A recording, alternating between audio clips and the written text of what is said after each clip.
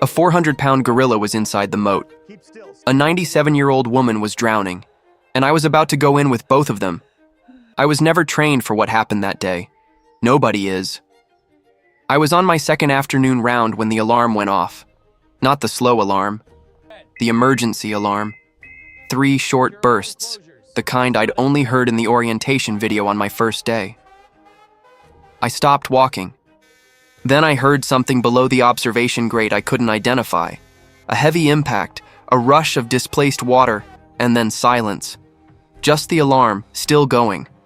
I ran. When I reached the grate and looked down into the moat, the first thing I saw was a red dress. It was spread across the surface of the water the way fabric spreads when there's nothing underneath to hold it up. For a second I thought it was empty. Then I saw the white hair fanned out around it and the face, an old woman's face, eyes closed, tilted to one side, her mouth just above the waterline. And then Lucy appeared behind her. She rose from the water slowly, both arms already positioned beneath the woman's shoulders, holding her up. Not gripping, not pulling, holding, the way you hold something you're afraid to drop. Lucy's hands, each one larger than my head, were spread flat and open against the woman's back. The woman's face stayed above the surface. I stood there without moving. The woman was small, 5 feet at most. The water reached her chin. Lucy was standing at her full height above the surface, and that was the only reason the woman's chin wasn't submerged. Lucy had never entered that water, not once in 4 years. I moved to the lower observation point, the one closest to the water, and leaned as far as I could over the railing. Lucy was shaking. Her shoulders, her arms, the broad muscles along her back, all of it shaking. I'd spent 3 weeks studying this animal from a distance, never inside the enclosure, learning her patterns the way you learn a person's habits before you speak to them. I knew she paced along the east wall every morning. I knew she sat with her back to the observation glass for hours at a time. I knew she moved away from the drinking trough when the water splashed. I had watched her retreat to the farthest shelter at the first sound of rain. She was standing in nearly 6 feet of water. Every part of her body wanted out. I could see it in the set of her shoulders, in the way her legs were pressed together, in the short and controlled breathing. She was afraid in a way that had nothing to do with the woman she was holding. The fear was old and deep, and had nothing to do with what was happening in that moment. And she didn't move. The woman's head tilted a few inches to the left. Lucy moved without looking down, adjusted her grip, shifted the angle of her arms, and brought the woman's face back up. She had been doing this since before the alarm went off, since before anyone had seen what was happening, since the moment that woman entered the water. Alone in a moat she had never entered, shaking, and she hadn't let go once. The woman was shaking too. Not from unconsciousness. Her eyes stayed closed, her hands open at her sides. But her whole body trembled in small, steady waves, the kind of trembling that comes after too long in cold water. 97 years old, red dress soaked through. And a 400-pound gorilla was the only reason she hadn't gone under. I heard one of the security guards say the word containment into his radio.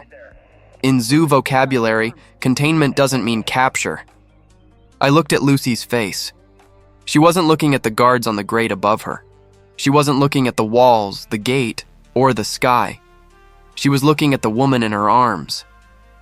Her eyes moved slowly across the old woman's face, the closed eyes, the white hair spread in the water.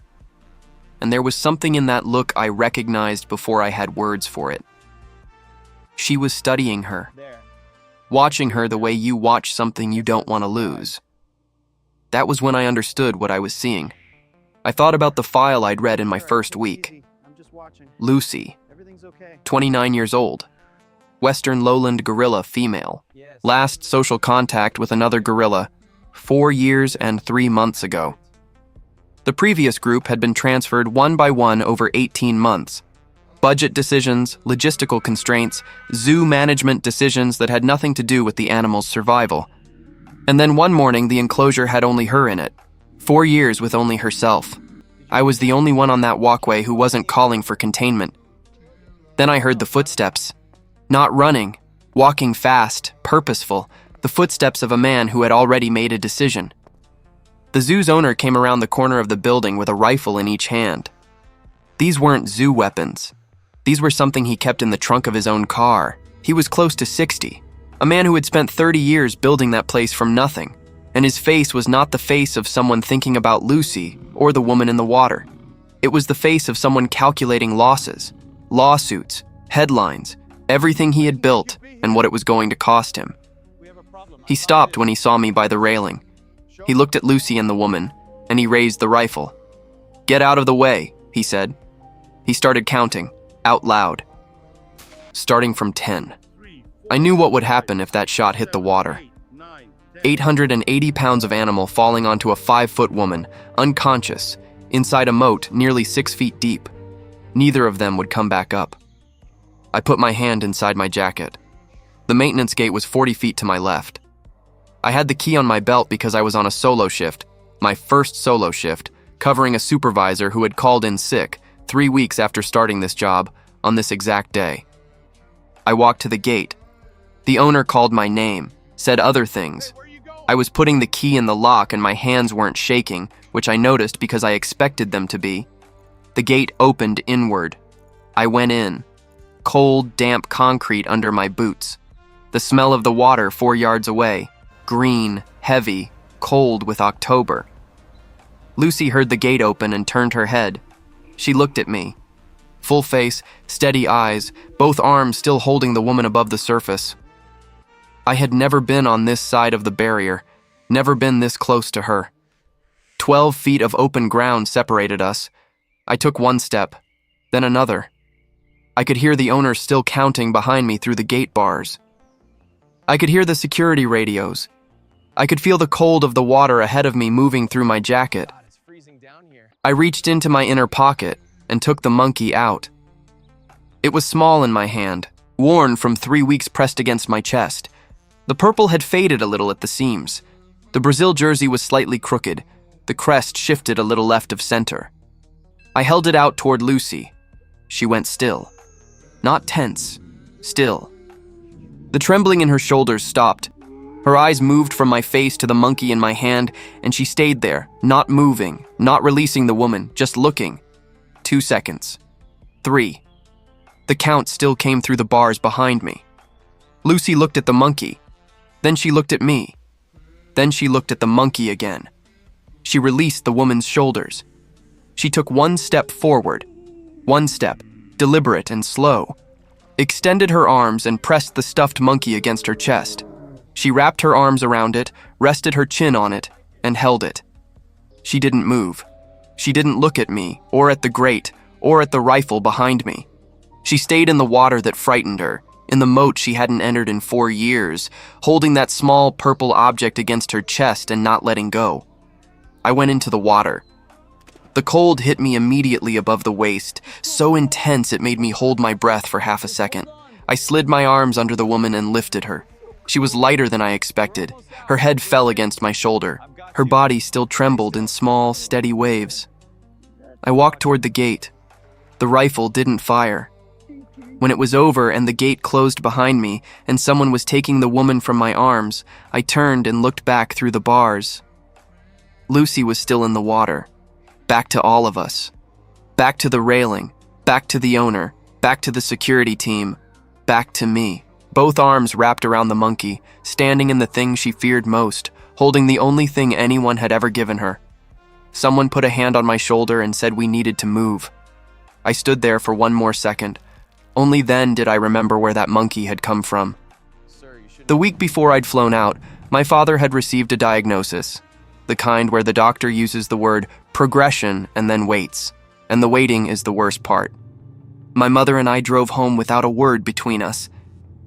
That night, she came into my room while I was finishing packing and sat on the edge of my bed for a long time. Then she reached into her robe pocket and set something on top of the bag I'd already closed. A small stuffed monkey, purple with a tiny jersey, the green and gold of the Brazilian national team, the little crest slightly crooked on the front. Exactly like the one I'd had when I was 6. She said it was so I wouldn't forget where I came from. 7 days later, already in this job, I had read a story about a solitary capuchin monkey at a zoo in Belgium that was given a stuffed animal as a companion and stopped self-harming within 2 weeks. I read that story, looked across the sector at Lucy's enclosure, and put my hand over the pocket where the monkey was. I thought, not yet. I need to know her better first.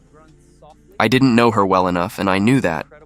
But that day there was no time to wait. 6 weeks later, I was sitting under the studio lights in Los Angeles. The host had done her research. She asked about the depth of the moat, about Lucy's history with water, about what I'd heard in emergency training that made me look down instead of at the animal. We talked for 11 minutes. I tried to answer everything honestly, including the parts I still didn't fully understand. At the end, before the cameras cut, she placed something on the table between us. A stuffed bear, purple, wearing a small white jersey with the U.S. national team crest. She said her producers had tracked down my mother's monkey in the week the story broke, that they had been saving it for the right moment. I picked it up. It was soft, new, and hadn't taken on the smell of anything yet. I set it back on the table, gently, facing outward. The camera was still running. A campaign for Lucy's transfer had started, but nothing had been approved yet. She was still in that enclosure, still alone. But she had the monkey.